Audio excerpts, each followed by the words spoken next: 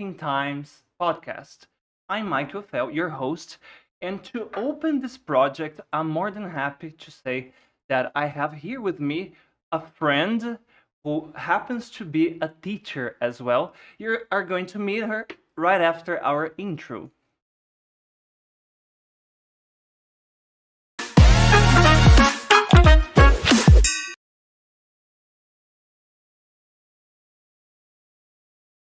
All right, Gabi, thank you so much for being here. Okay, I'm very happy. It's been a long time, right? Yeah, it's been forever, Mike. Yeah. What do I have to do to see you? Okay, now we're gonna have a nice chat. Can you tell me a little bit about yourself? Talk about yourself to the audience, please. So, I'm Gabi, a crazy teacher. Everybody know. Yes, I'm crazy and I like it. So, I'm 42 years old. I know, looking like 20. So awesome. I've been a teacher for almost 20 years already. I've been teaching here at times for almost 3 years already. Looks like yesterday, feels like forever. Love it. And I love teaching English, love speaking English, love board games. A lot. Well, I don't know if your story is similar to mine, but every English teacher, there is always a story behind, you know. Can you tell our listeners what happens? What was your story? How did you choose to become a teacher? I My family had a difficult start, and I had to help the ends meet. And I always loved to study. And one thing that I very early could help to do was help other students learn to help money. Mm-hmm. So that's how I become a teacher. So I started private teaching with colleagues, my classmates, and after a few years, I started teaching other school students, and then I fell in love, and then that's history. When was that moment, you know, like, oh, I like doing this, you know, that you were in a class and it clicked to you, like, oh, this is what I want to do. The first time I was explaining something to a student, and the the shiny eyes, and they say, Yeah. I got it. That moment, let's say I want to do this every day for the rest of my life. Nice. That's the moment. Yeah, it's very fulfilling. And in your perspective, Gabi, what makes a good teacher? Is someone that is ready to be part of the student journey, Mm-hmm. doesn't want to find the journey, but help the student build and design the journey they need, and they will be able to keep up. Mm-hmm. That's what makes great. I don't know if you felt that, like, teaching at times, something that made a big difference for me is that we focus in communication. So you are not that grammar teacher that talks more than the student and they really get involved, you know. Oh my I mean, god! we are supposed not to talk more than the student. No, wait. I make an effort not to talk too much, and yes, I love to talk, but as we were talking earlier, I got emotionally involved and invested with the students, Mm-hmm. and I can be in a room with like 15 students, and I have story with each one of them. I I know why they're here, what challenge they're facing, Mm-hmm. what are their difficulties, what are their victories. I celebrate their small victories every time, and um, that's the incredible part of being a science teacher. Yeah, we Is can. because we can be part of all that incredible journeys. And like you said, they grow so fast. Oh my god! They say like, "Oh my god, it's so difficult learning English," and I say, "You grow up so fast." I look at my nephews, and children grow up really fast, but I'm like, okay, in 10, 20 years, they're not children anymore. And sometimes we're like, oh, I just got to know you. We just got to know that we have similar tastes, we like similar things, and you're already gone. How? I can't handle this. So it's a bittersweet moment when you see the students like ready to fly, and oh my God, we celebrate every book test, and when they finish book one, they're like, oh my God, teacher, I made it, I finished, and it passed so fast, I didn't saw Yeah. it, and you see, yes, time flies when you're having fun. Something that happens with me, sometimes we have some student in social media, and then you see that he's okay, Melbourne, Australia. Say, okay, nice that you made it, and you feel a little responsible for the little success that they have? Oh, not only I feel responsible, they made me responsible. They say me like, hello, teacher, I'm here. See, I am here. I told you I will come. Nice. And they say me like, oh, you say like, oh, when we have the students on social media, I'm hunted. I'm like, I give a pre-class to the students, and out of the bluest, I see that like, oh, someone followed you. I go and, oh, okay, the student of the pre-class. Yeah, it means you cause a good impression. That's nice. Oh, yeah. So when the students are like, oh, teacher, I saw your post, or I saw your mention on the school post, they say, follow with the notification. If you follow, I follow back. And if you don't come to classes and I see a post of you in a bar, I'm going to comment. And then you follow and you What's your favorite feedback that you get from students? For example, I love when they say, oh, I like our classes because it's very fun. I laugh a lot. Oh, teacher, I don't feel the time when I'm doing classes with you. Nice. Or nothing seems too difficult when I'm having classes with you. I think it's our biggest challenge, right? Like, you make the student be 100% present, like there in the moment, not anxious, like I'm going to give the right answer, or think about the previous experiences and really use the language, enjoy and have fun in the process. Oh, they forget about where they are, who they are, what are they doing, what they like. I think the best class is when you are like in 5 minutes of the class, and then you ask them like, what's your favorite whatever? And then the students are like, huh? Because they don't even remember. They like, I have a favorite?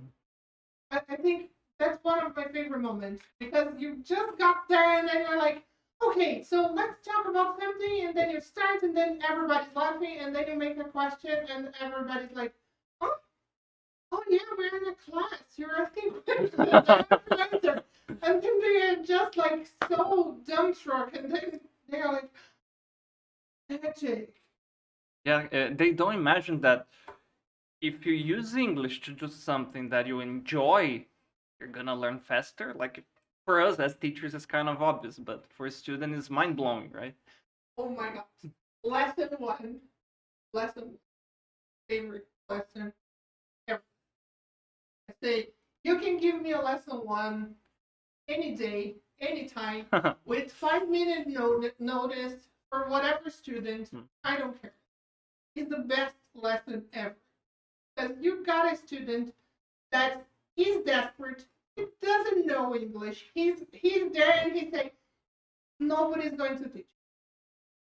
That's my favorite student. They're there and they say, you're not going to teach me. I'm not going to learn. This is not going to work. Yeah. And I just got there and I say, hi, nice to meet you, I'm crazy teacher. They let me say, ha. And then I say, I'm teacher Gabriela, I'm 42 years old and I look like 20. And they say, you're not 42. They say, yeah. And they're lost there. Because I just broke their mind there. Oh, 2 seconds. It's funny because sometimes they challenge us, like, you are not going to teach me. And then after the class, I said, you see, was it that difficult? No. Are you angry that you learned? I love to start a class, especially the difficult ones that we know the students struggle. Yeah. I love to start saying, how was the preparation? Was it difficult?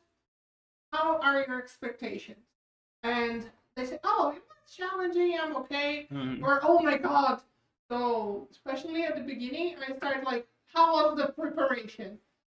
Okay, so, oh my God, teacher. And they usually are like, oh my God, teacher. And then we finish the class and I say, okay, so how are we now? Oh, teacher, awesome. Yeah, that you can see the spark there. And one of the things that I always say to the students, and I promise them that we're going to make a t-shirt, is I survived, teacher got B+. Oh. Because at the end of the class, I say, everybody alive? And they usually are like, oh yeah. One or two answer like, oh yeah, teacher. And I say, oh my God, I lost the students. And they're like, no, teacher, I say, oh my God, the teacher has a hard problem. I'm going to die one day here if you don't answer. Yeah. Oh, that's a nice idea. Yeah. What do you think, as a teacher, we should never say to a student? Oh, first one is easy. I give up. I give up teaching you something. That's the first thing. Second is impossible to teach you something. Nothing is impossible to teach, especially language. Specifically English, but language in general. Nothing is impossible to teach. You just need to find the right way. We just had our cut here. Nothing is impossible to teach. That's a good one. Yeah.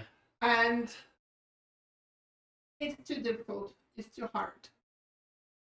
Nothing is too hard. Just finding the right way.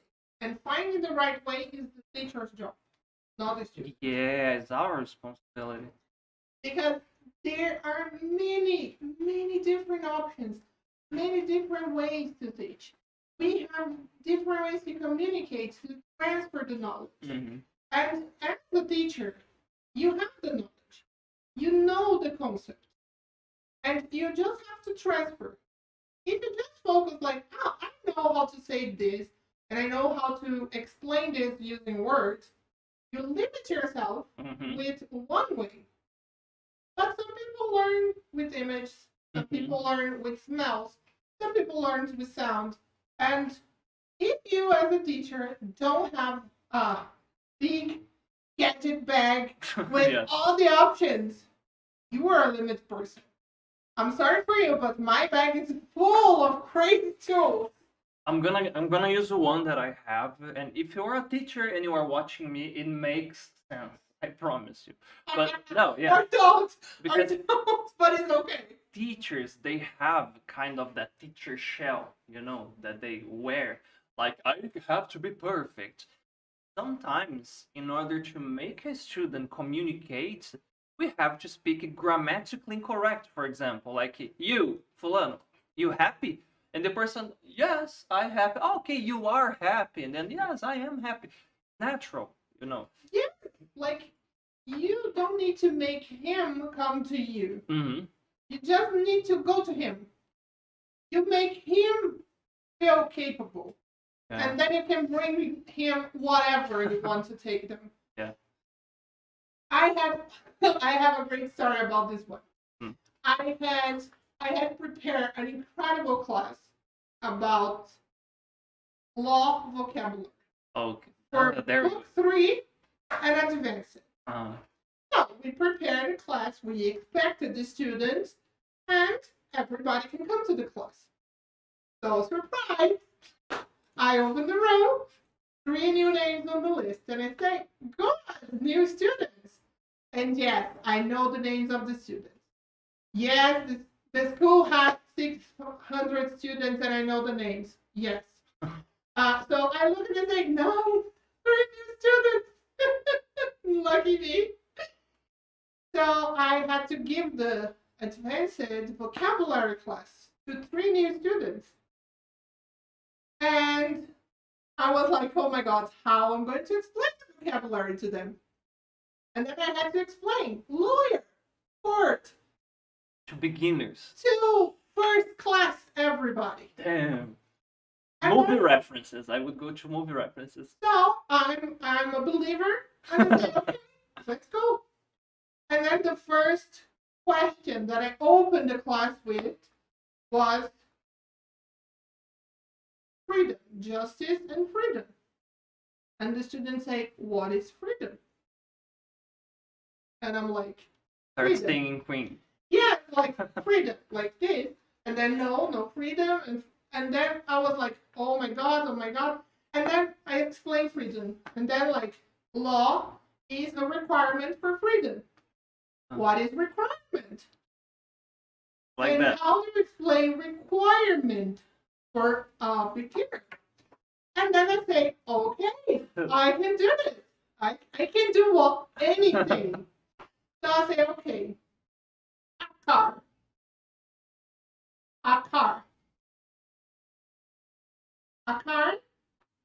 Key, vroom vroom. No key, no vroom vroom. Yes? Yes. Key, requirement, car, vroom vroom. Yes.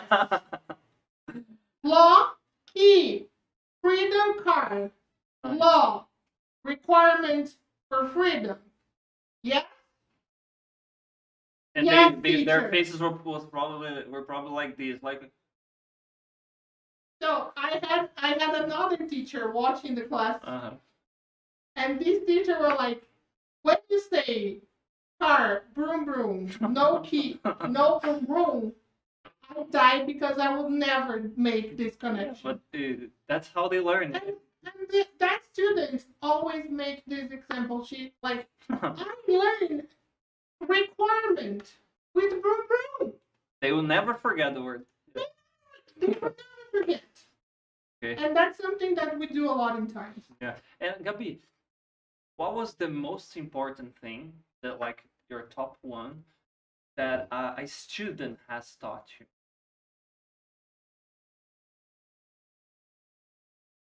That's not an obvious one, I know. We believe in our students light years more than they believe in themselves. And although they are fully committed,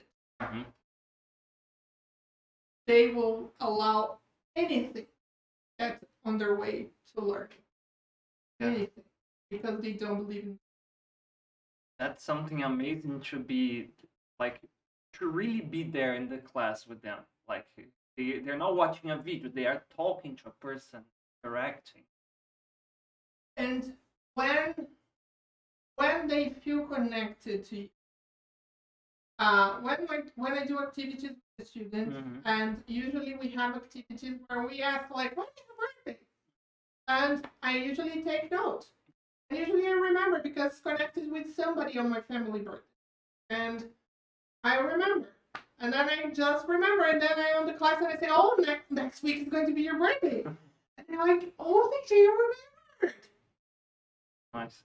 It's the human aspect of teaching. And then I'm like, oh my God. Or when they say, oh, my father was sick or something happened. And then I ask, how is your father? Or how are this thing resolved? And they feel like, oh, it's not only teaching me, but it's connected with me. Just paying attention, right? Oh, it's like I'm important to this person. Yeah. Which brings us to my next question. Thinking about this aspect or being really present with the student, what was your most embarrassing moment as a teacher? Oh my God. Something that you can, of course, share. is when we're not in control of what is happening, and we do our best to control what's happening. And like online is a challenge, so cameras opening unnoticed, people passing back unnoticed. And we weird have to, sounds, right? Weird sounds are easy. You just mute quickly. But unseen things is very different. Okay. But I had a situation once. Oh my God. I was in a class, and the student felt very comfortable sharing with me that he was in the class in the supermarket. He opened the camera and showed me that he was at the supermarket, and he was talking with me while grocery shopping.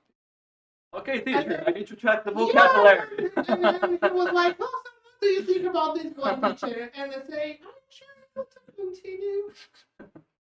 They was like,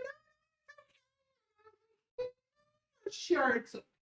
Uh, But I think the worst one, and that one got me worried, and not only me, because this one was only me and the students. Um, the student was driving, and we heard the car, and reaching tires.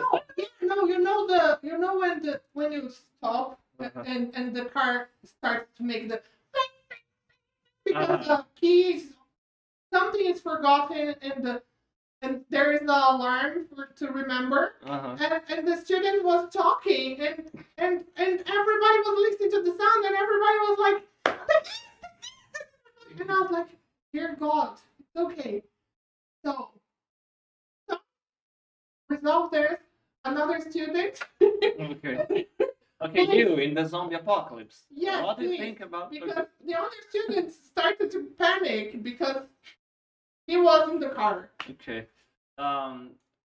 What is like to be a teacher at times, Gabi? How do you feel? It's adventure. It's a new adventure every hour of my day. The best day of my day. I say to the students that when they come to class, it's going to be the best hour of their day because it's going to be the best time of my day. Yeah, they feel that. I can see like this an exchange, right? The vibe with that. Yes, and usually when I go home 10 p.m., I'm like over here, and then I have to calm down to go to bed. But I'm like, when was it?